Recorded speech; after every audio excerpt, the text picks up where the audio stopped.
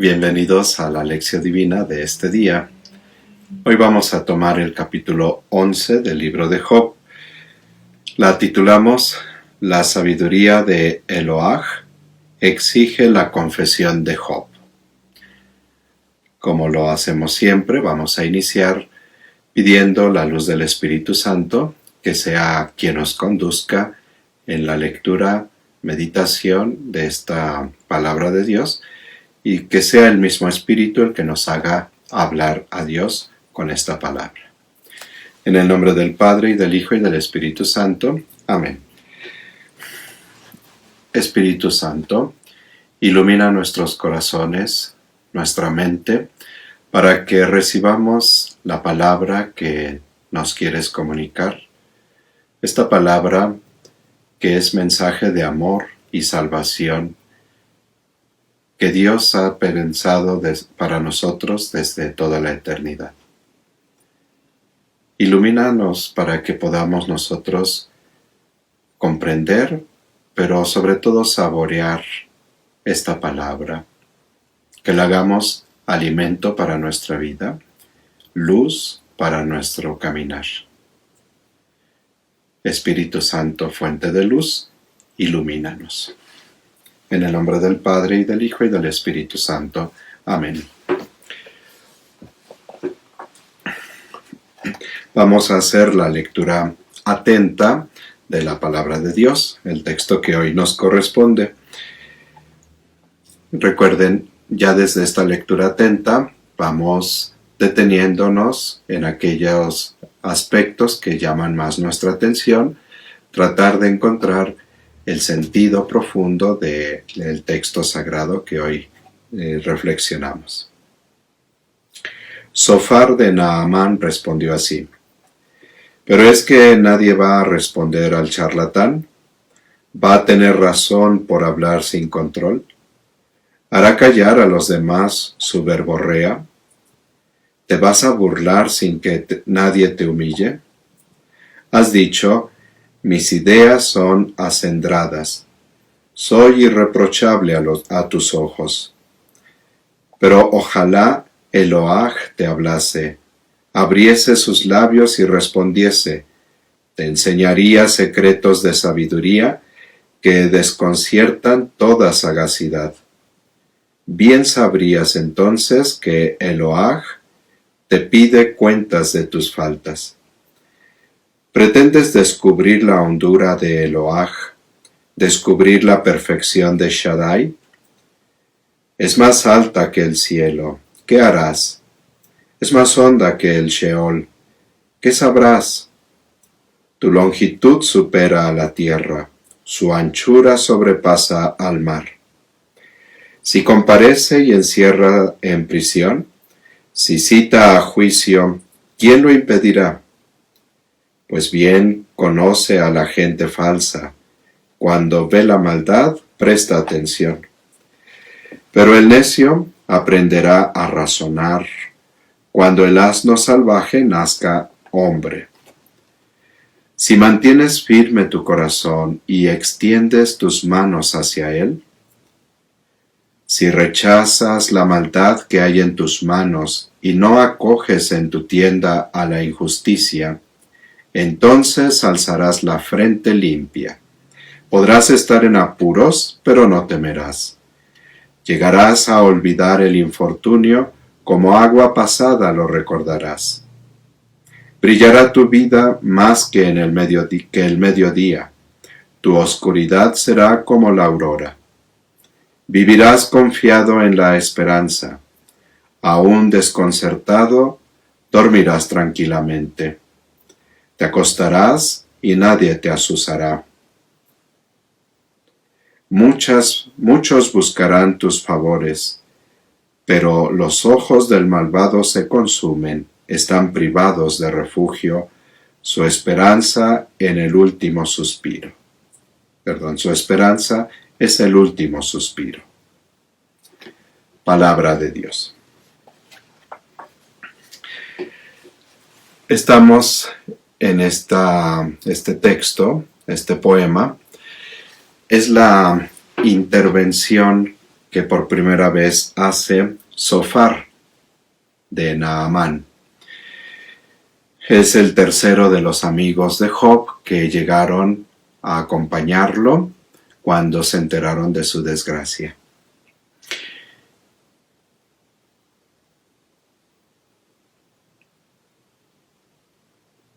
Se suma a las intervenciones previas de sus compañeros Elifaz y Bildad.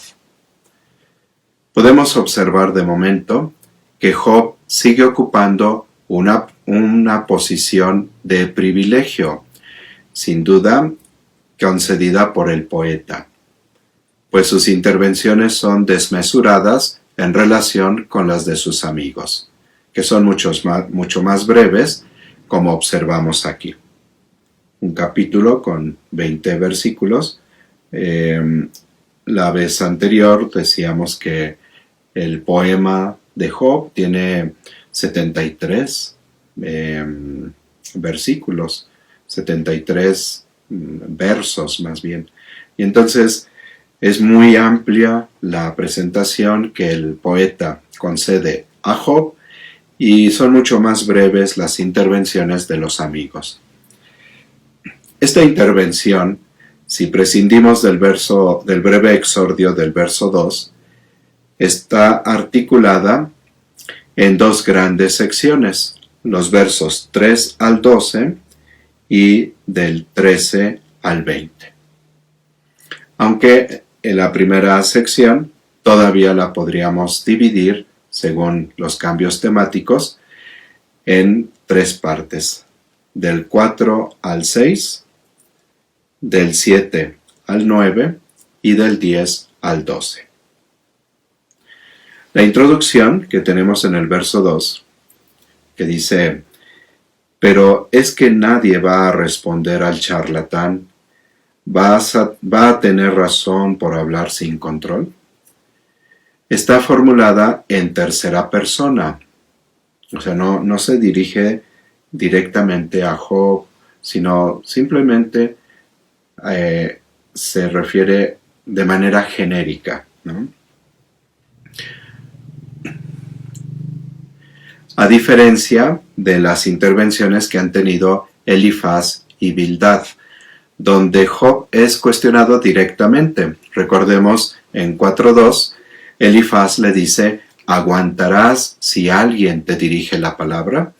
Y en 8.2 es Bildad quien le dice: ¿hasta cuándo hablarás de ese modo? Entonces, aquí no es una intervención directa hacia Job, sino más bien en tercera persona, abierta, como decimos, pues que se ponga el saco a quien le queda. Luego tenemos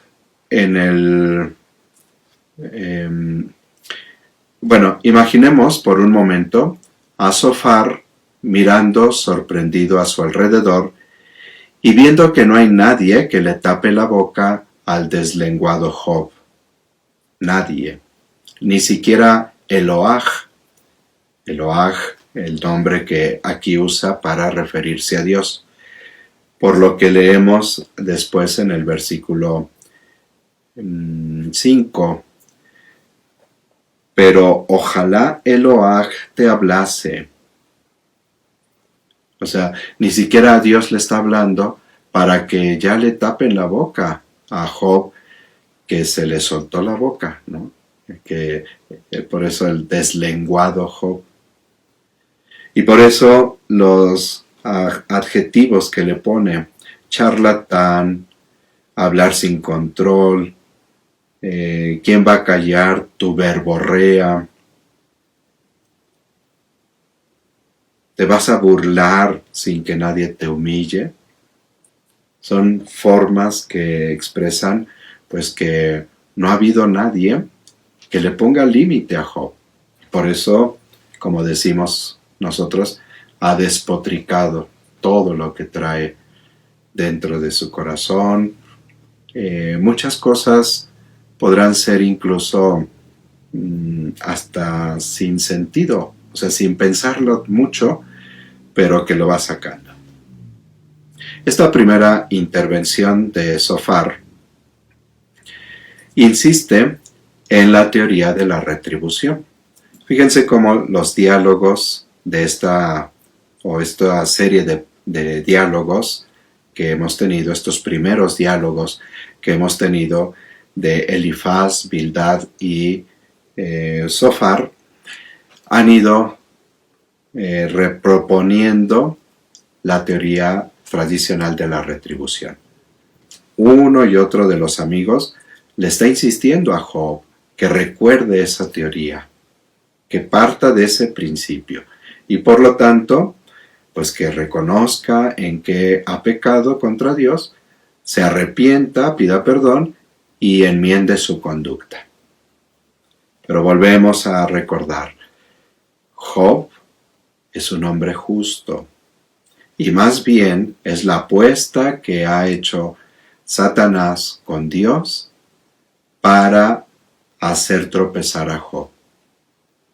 Y en algunos aspectos, la manera de expresión de Job podría parecernos pues que está ganando la apuesta Satanás.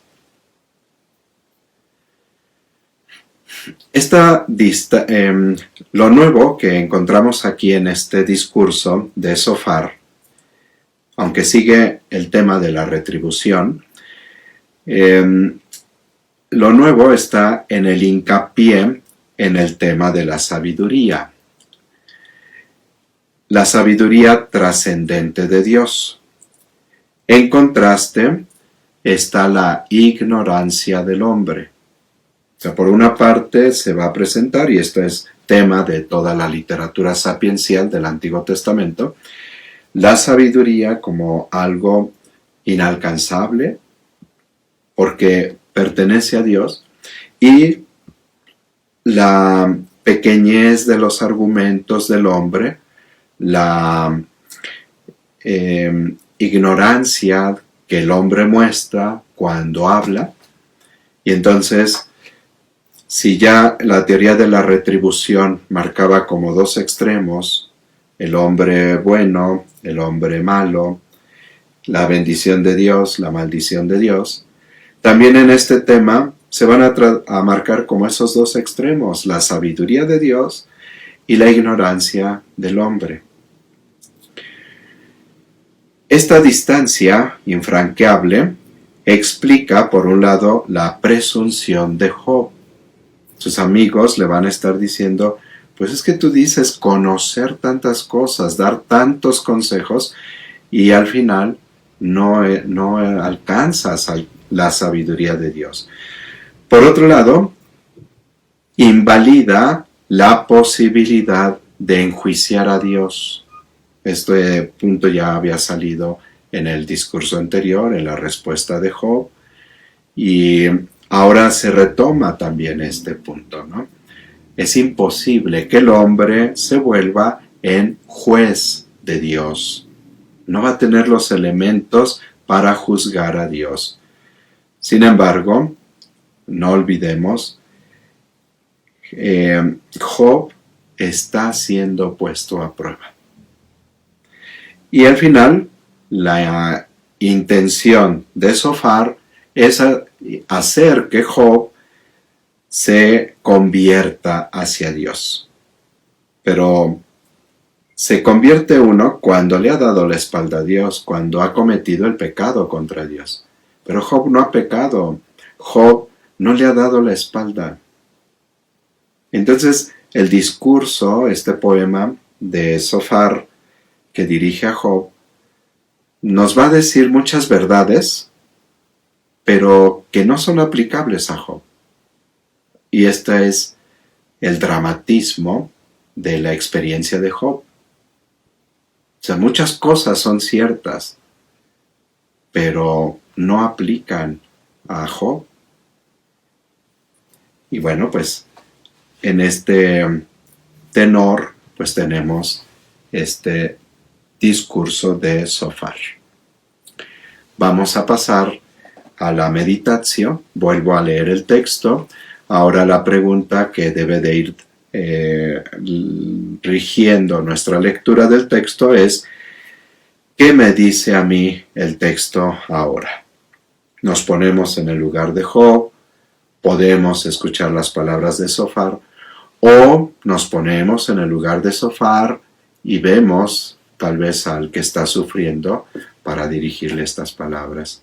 Vamos a hacer esta nueva lectura para comprender qué nos dice hoy el texto a nosotros. Sofar de Naamán respondió así: ¿pero es que nadie va a responder al charlatán? ¿Va a tener razón por hablar sin control? ¿Hará callar a los demás tu verborrea? ¿Te vas a burlar sin que nadie te humille? Has dicho: mis ideas son acendradas, soy irreprochable a tus ojos. Pero ojalá Eloah te hablase, abriese sus labios y respondiese. Te enseñaría secretos de sabiduría que desconciertan tu sagacidad. Bien sabrías entonces que Eloah te pide cuentas de tus faltas. ¿Pretendes descubrir la hondura de Eloah? ¿Descubrir la perfección de Shaddai? Es más alta que el cielo, ¿qué harás? Es más honda que el Sheol, ¿qué sabrás? Su longitud supera a la tierra, su anchura sobrepasa al mar. Si comparece y encierra en prisión, si cita a juicio, ¿quién lo impedirá? Pues bien conoce a la gente falsa, cuando ve la maldad, presta atención. Pero el necio aprenderá a razonar cuando el asno salvaje nazca hombre.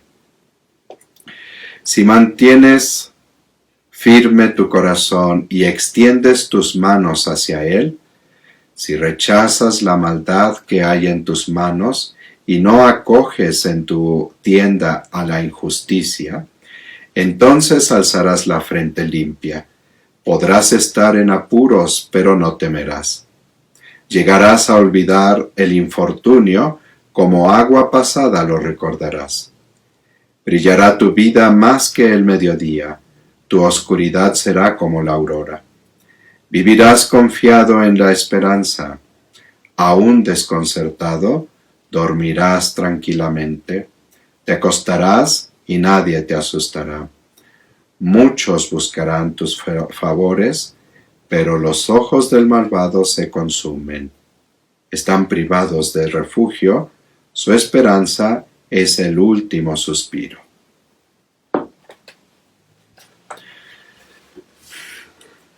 ¿Qué nos dice a nosotros la palabra de Dios? En este discurso de Sofar, Job es presentado como un charlatán, como un hablador.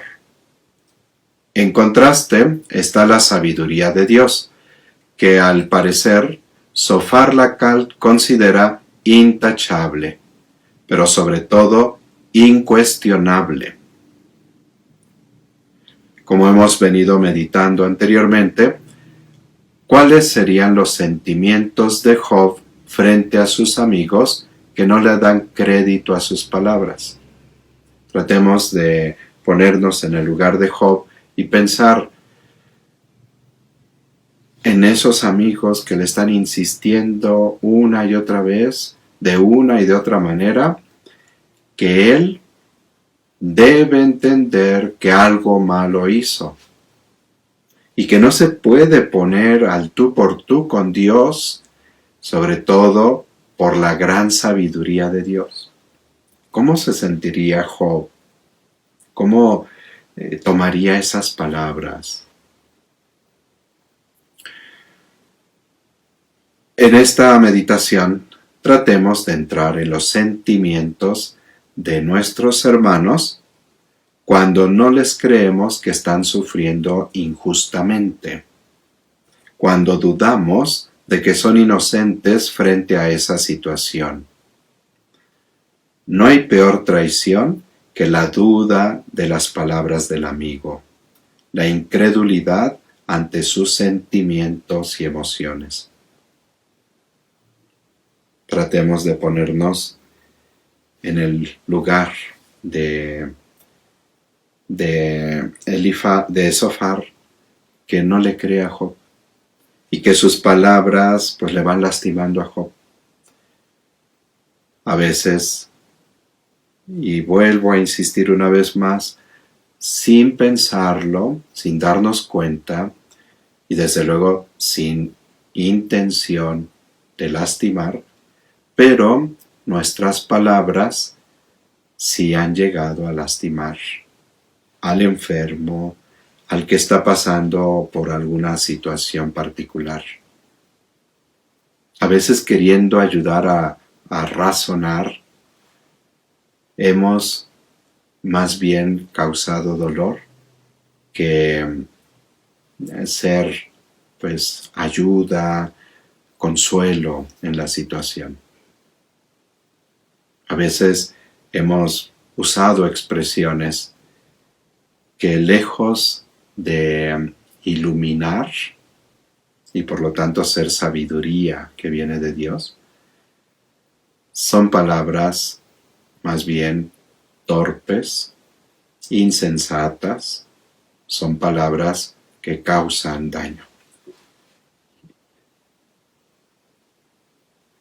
A veces tenemos expresiones como estas, ¿no? Y aquí pensemos, pues, que si nos ponemos en el lugar de este Sofar que está hablando a Job, ¿cómo hemos hecho sentir al otro, no? Pero hemos tenido expresiones, por ejemplo, pues es la voluntad de Dios, acéptala. Habría que matizar la expresión, porque a veces hacemos daño. Vamos a ponernos ahora en el lugar de Job. ¿Cómo te hace sentir que no te crean, que piensen que estás exagerando la situación? Cuando alguien está enfermo y pues está uno tratando de tener el mayor ánimo, de no dejarse sumir por la enfermedad. Y cuando le dicen a uno, ya levántate, no exageres, seguramente no es para tanto. ¿Cómo te has sentido? ¿Cómo han herido tus sentimientos, tu corazón con esas expresiones?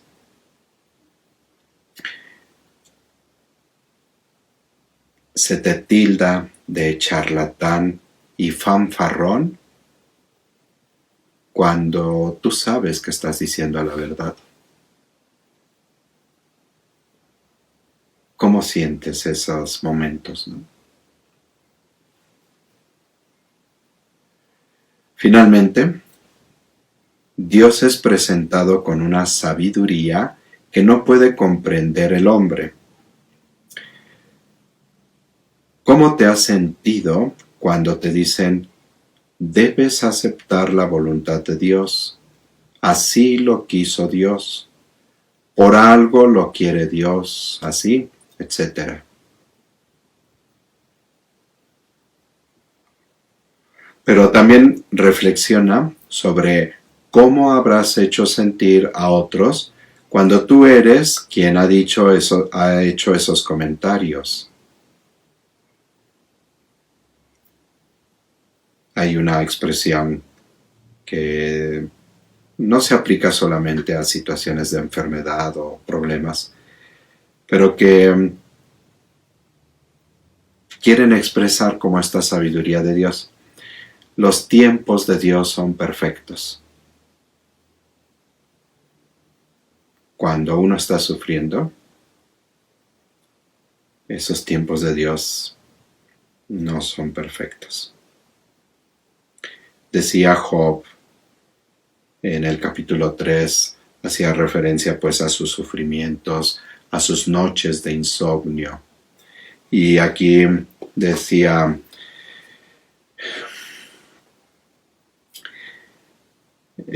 Si mantienes firme tu corazón y extiendes tus manos hacia Dios, si rechazas la maldad, etc., entonces vivirás confiado en la esperanza. Aún desconcertado, dormirás tranquilamente. Te acostarás y nadie te asustará.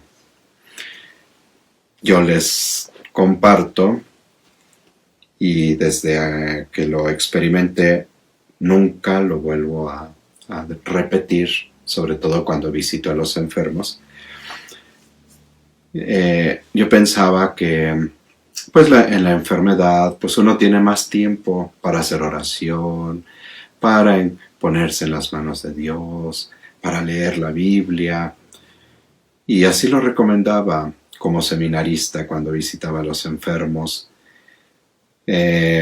También como ya en los primeros meses de sacerdote, así lo aconsejaba.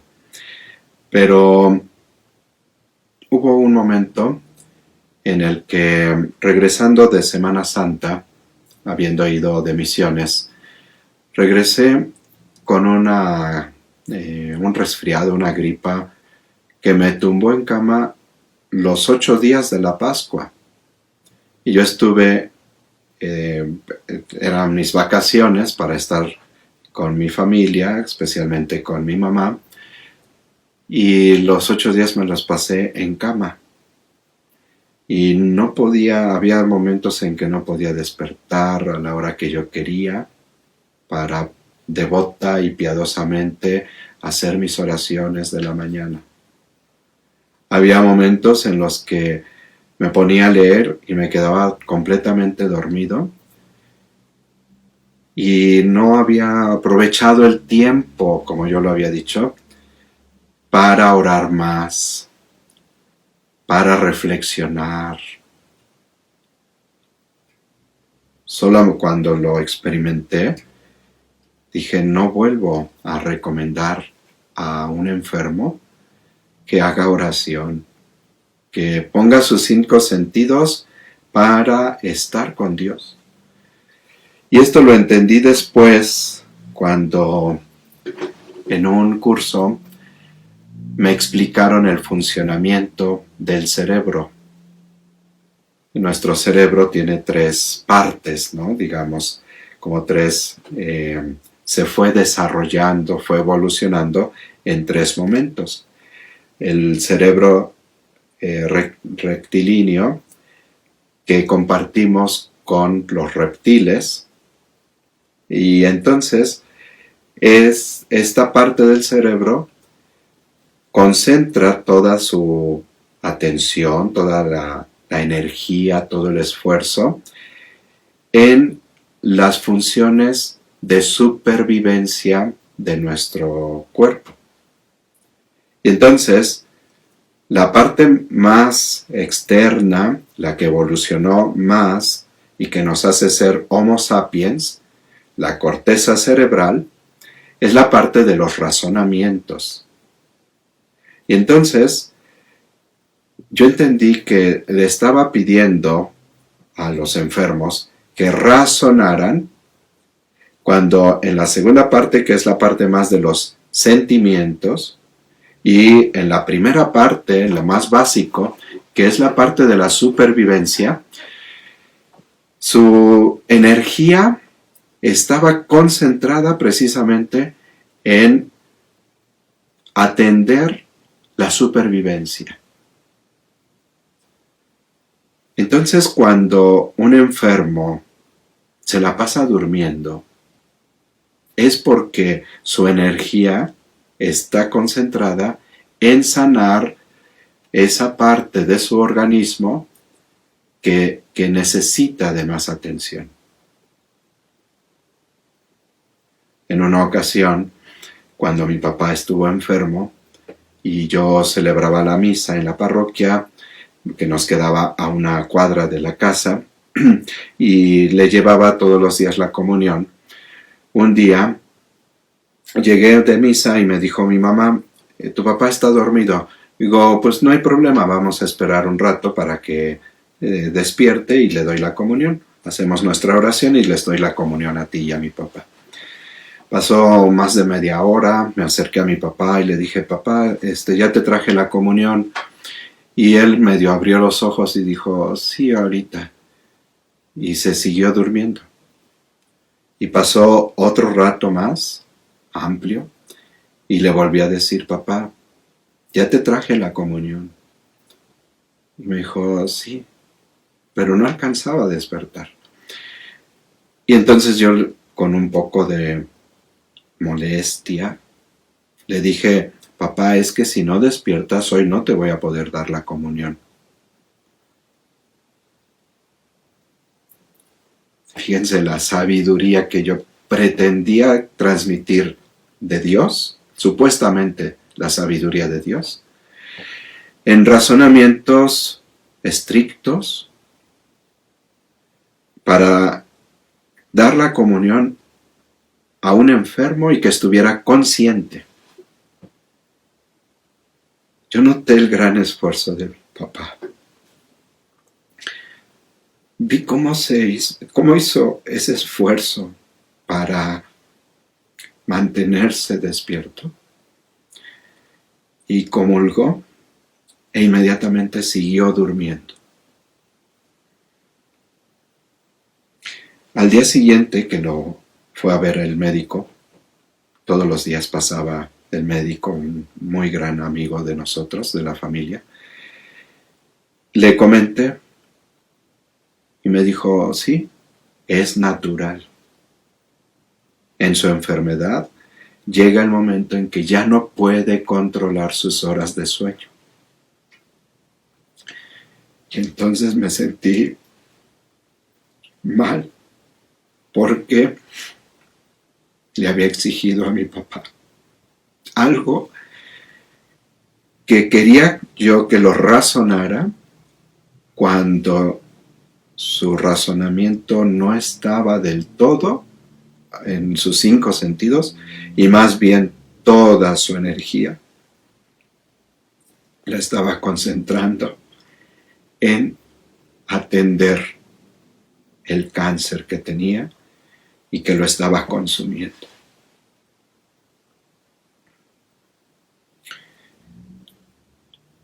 Qué incómoda resulta la persona que dice, los tiempos de Dios son perfectos. Dios así lo quiso. Esta es la voluntad de Dios.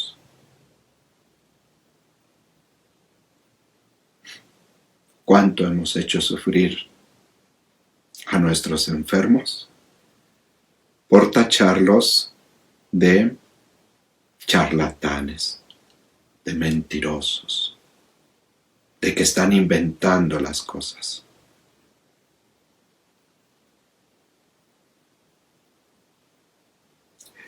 ¿Y cuánto han sufrido o hemos sufrido en nuestra enfermedad cuando no nos creen?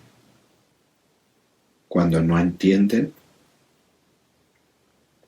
como lo decía mi hermano, que le estoy echando todas las ganas.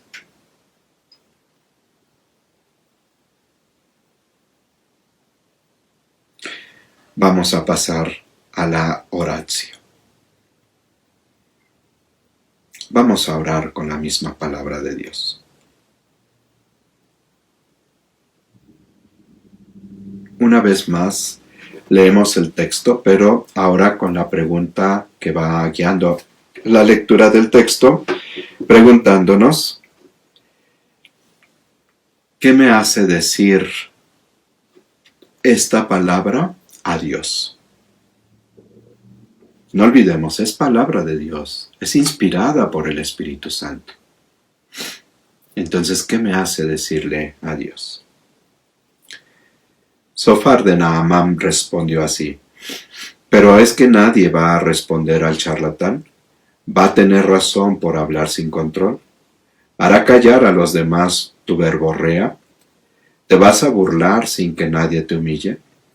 Has dicho, mis ideas son acendradas, soy irreprochable a tus ojos, pero ojalá Eloah te hablase, abriese sus labios y respondiese, te enseñaría secretos de sabiduría que desconciertan toda sagacidad.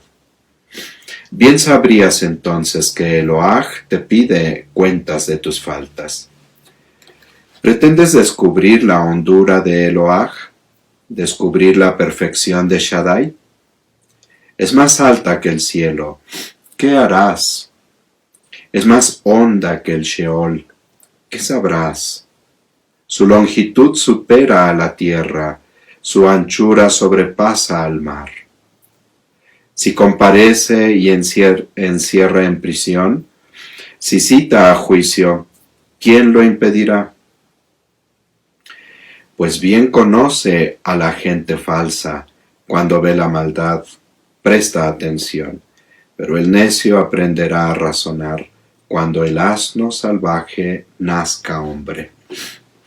Si mantienes firme tu corazón y extiendes tus manos hacia él, si rechazas la maldad que hay en tus manos y no acoges en tu tienda a la injusticia, entonces alzará la frente limpia. Podrás estar en apuros, pero no temerás. Llegarás a olvidar el infortunio, como agua pasada lo recordarás. Brillará tu vida más que el mediodía, tu oscuridad será como la aurora. Vivirás confiado en la esperanza. Aunque desconcertado, dormirás tranquilamente. Te acostarás y nadie te asustará. Muchos buscarán tus favores, pero los ojos del malvado se consumen, están privados del refugio, su esperanza es el último suspiro. ¿Qué te hace decir esta palabra a Dios? Recuerda que la oración puede ser como súplica, como intercesión, como agradecimiento, como alabanza.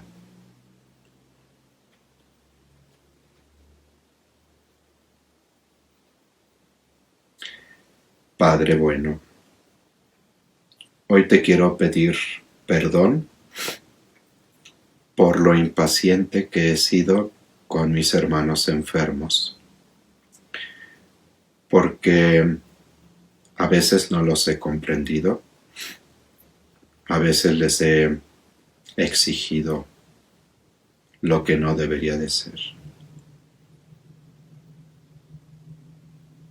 A veces no he comprendido el sufrimiento por el que están pasando y he llegado a ser rígido en mi forma de pensar y desde luego en mi actitud y mi conducta hacia ellos. Perdóname, Señor, y desde aquí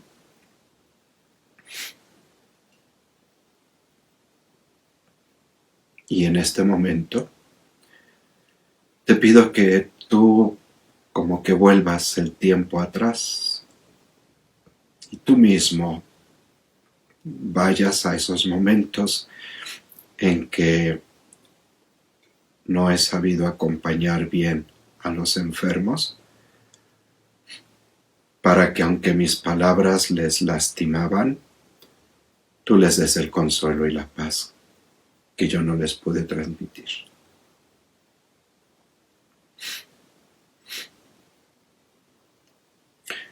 Te pido por quienes hoy están sufriendo su enfermedad o cualquier otra situación que los hace sentirse tan frágiles. A través de quienes cuidan de ellos, hazles sentir tu presencia. Pon tus palabras en la boca de quienes cuidan de los enfermos. Ilumina el pensamiento de quienes los atienden para que no sea un pensamiento intransigente, un pensamiento que se quiere imponer sobre la situación del enfermo, sobre los pensamientos y sentimientos que el enfermo está experimentando.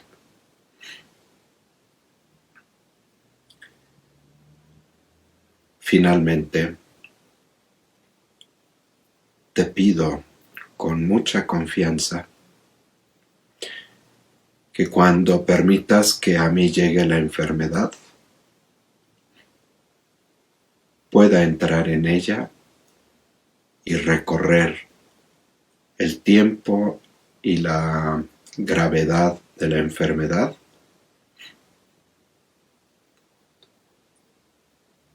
sostenido por ti.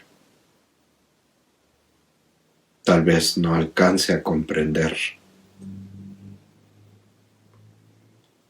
por qué o qué ha ocasionado tal situación,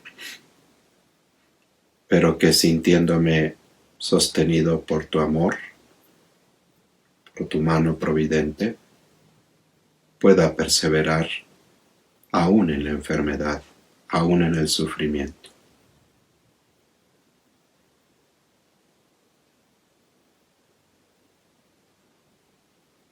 Padre de amor, nos creaste para ti y nuestro corazón está inquieto hasta que descanse en ti. Haznos reposar en ti ya desde estos momentos.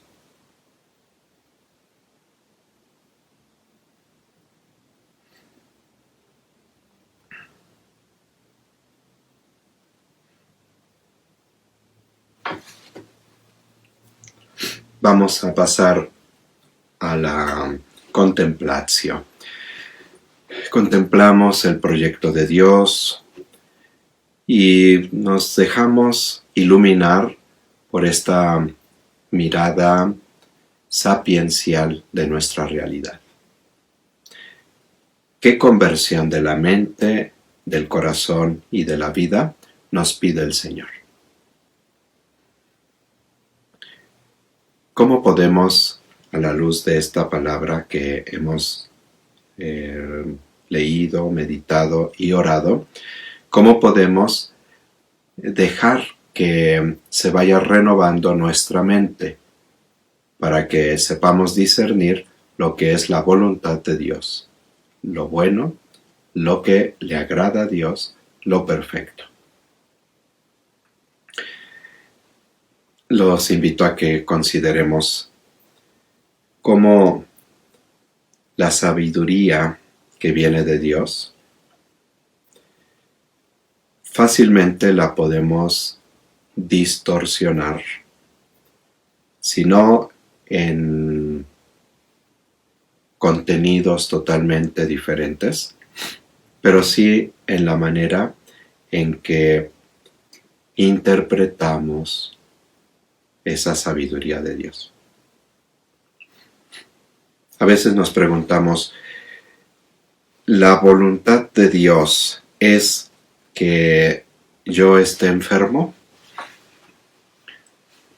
Podremos hacer la distinción, y esto es muy sano, entre la voluntad positiva de Dios y la voluntad permisiva de Dios. Si yo estoy enfermo, ¿es voluntad de Dios? Sí, en cuanto que Dios, siendo Dios y teniendo el poder, podría hacer que yo no estuviera enfermo. Sin embargo, esa voluntad, o Dios en su voluntad, permite que yo esté enfermo. Entonces, por eso, en sentido más amplio, sí es voluntad de Dios que yo esté enfermo o la situación que pueda estar pasando. En cambio, la voluntad positiva de Dios se refiere a esa acción directa de Dios para que se hagan así las cosas. Entonces, Dios me quiere tener en esta enfermedad, no que es mi Padre amoroso, no que Él cuida de nosotros. En ese aspecto, no es voluntad de Dios que yo esté en esta situación. A veces tenemos que ser muy honestos y humildes para reconocer mi enfermedad es consecuencia de mi descuido de la salud. Entonces, Dios no quiere que yo esté enfermo porque descuide mi salud. Permitió que esté enfermo porque yo elegí descuidar mi salud. Son dos cosas muy diferentes, dos sabidurías muy diferentes, y a veces le colgamos a Dios ideas que no son de Dios, que no definen realmente a Dios, sino que lo limitan, que nos hacen caer en una idea totalmente equivocada de Dios. Esto es lo que reflexionábamos en la lección divina anterior.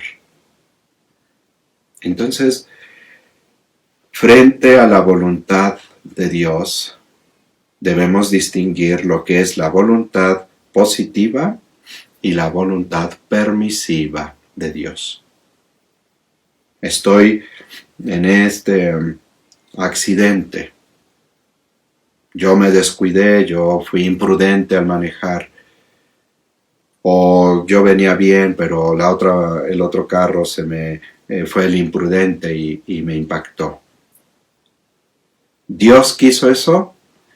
Y a veces cuando decimos, es que Dios así lo quiso, acepta la voluntad de Dios, pues ¿qué Dios es ese?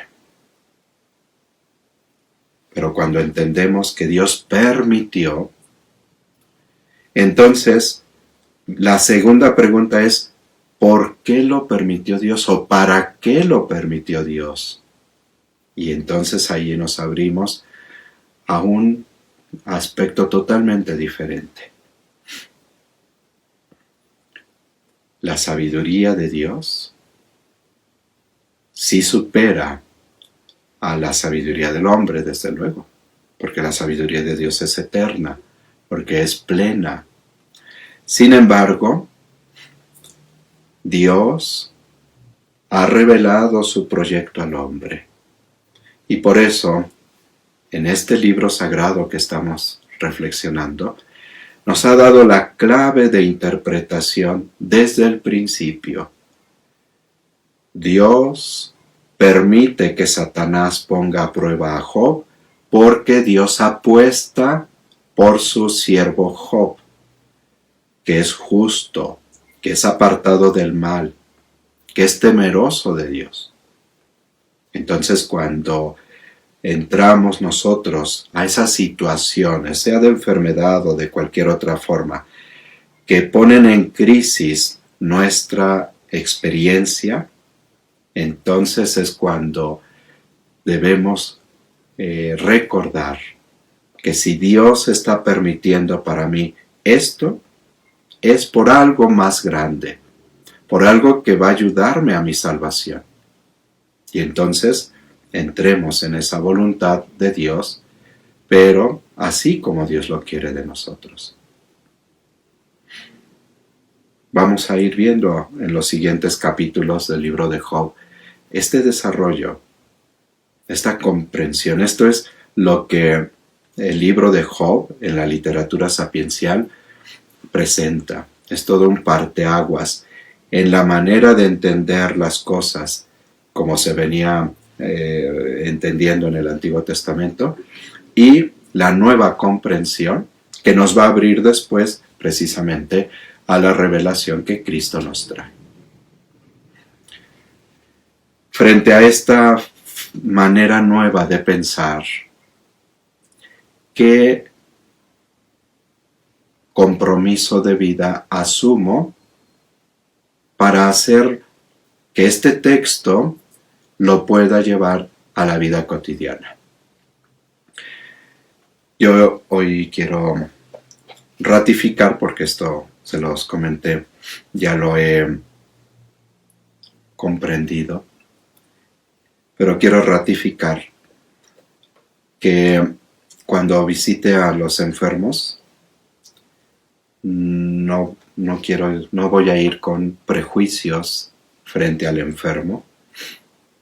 Tampoco le voy a tratar de imponer un modo de pensar personal, sino que más bien trataré de acompañar y de ayudar a que el enfermo pueda abrirse a una nueva comprensión de su enfermedad. Formula también tu propósito. Piensa qué puedes hacer, cosas concretas, vuelvo a repetir, que nos ayuden a la transformación de nuestra vida. Si te ayuda el escribirlo, pues hazlo y que esto quede así como un compromiso que asumimos con seriedad, con responsabilidad, para permitir que la palabra de Dios nos vaya transformando. Vamos a concluir la lección divina de este día agradeciendo a Dios que nos ha regalado su palabra. En el nombre del Padre, y del Hijo, y del Espíritu Santo. Amén. Padre bueno, te agradecemos que nos has concedido tu palabra, palabra sabia, palabra sincera, palabra precisa, palabra de amor.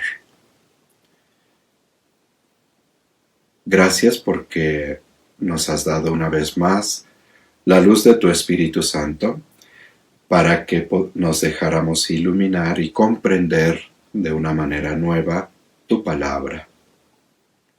Gracias porque Jesucristo, palabra eterna, se ha hecho hombre para compartir con nosotros estas experiencias humanas del sufrimiento. Y como dice la carta a los Hebreos, no duda ni se avergüenza de llamar a los hombres hermanos, porque revestido de la condición humana, porque experimentando las mismas pruebas que nosotros, comprende nuestros sufrimientos. En Cristo Jesús, tú nos has dado una nueva manera de comprender el sufrimiento. Lo estabas anticipando en este libro de Job, pero en Cristo lo llevas a la plenitud.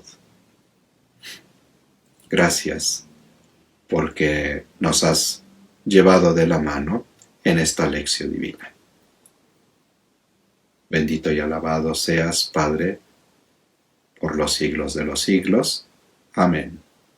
En el nombre del Padre, y del Hijo, y del Espíritu Santo. Amén. Pues nos vemos en la próxima lección divina. Dios les acompañe.